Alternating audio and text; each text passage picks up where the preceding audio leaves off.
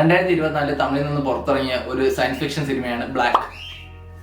ജീവ പ്രിയ ഭവാനി ശങ്കറാണ് ഈ പടത്തിൽ മെയിൻ ലീഡായിട്ട് അഭിനയിച്ചിരിക്കുന്നത്. 2019 പുറത്തിറങ്ങിയ വിവേറിയം എന്ന സിനിമയുടെ ഒരു കോൺസെപ്റ്റിനെടുത്ത് ഇവർ തമിഴിൽ ഇവരുടേതായ രീതിയിൽ പുറത്തിറക്കിയ ഒരു സിനിമയാണ് ബ്ലാക്ക് എന്ന് പറയുന്നത്. ഈ കഥയുടെ കോർ ഐഡിയ എന്ന് വെച്ച് കഴിഞ്ഞാൽ ഒരു നായകനും നായികയും കൂടെ ഒരു വെക്കേഷൻ ആഘോഷിക്കാൻ വേണ്ടി ഒരു വില്ലയിലോട്ട് വരുന്നു. ഈ വില്ലയിൽ ഇവര് മാത്രമേ ഉള്ളൂ, ബാക്കി ആരും ഇതുവരെയായിട്ട് ഒക്കുപൈഡ് ആയിട്ടില്ലെന്ന് അവിടുത്തെ വില്ലയിലെ ഓണർ പറയുന്നുണ്ട്.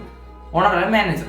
അപ്പോൾ ഇവര് നോക്കുമ്പോൾ പിറ്റേന്ന് രാത്രി ആകുമ്പോൾ അപ്പുറത്തെ വില്ലയിൽ ഒരു ലൈറ്റ് തെളിയുന്നുണ്ട്. ഇവർ വിചാരിക്കും ഇവിടെ നമ്മൾ മാത്രമല്ലേ ഉള്ളൂ, ഇവിടെ ആരാ വേറെ നോക്കിയിട്ട് ഇവരവിടെ പോയി നോക്കും ഒരു ഡൗട്ടിൽ. അപ്പോഴാണ് ഇവർ കാണുന്നത്, ഇവരെ തന്നെയാണ് ഇവർ വീണ്ടും കാണുന്നത് അവിടെ ആ ഫ്ലാറ്റിൽ, ആ അപ്പാർട്ട്മെന്റിൽ.